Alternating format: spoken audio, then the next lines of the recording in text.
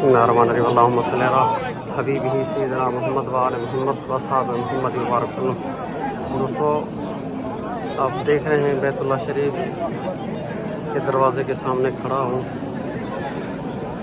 اور آپ سب کے لیے دعا گو ہوں۔ اللہ پاک حضور سرور کائنات صلی اللہ علیہ وآلہ وسلم کی تمام امت پہ رحم و کرم فرمائے، تمام کو اپنے در کی حاضری نصیب فرمائے۔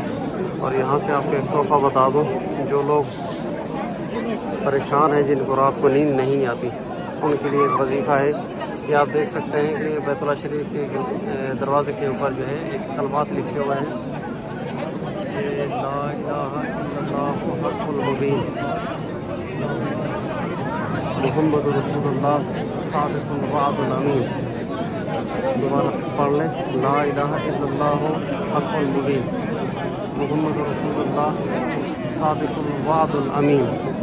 تو دوستو، یہ جو کلمات لکھے ہوئے ہیں، جو دوست جن کو رات کو نیند نہیں آتی، سونے سے پہلے جب بستر پہ جائیں اس ٹائم میں یہ کلمات پڑھتے ہوئے جائیں تو انشاءاللہ سکون کی نیند آپ کو ملے گی۔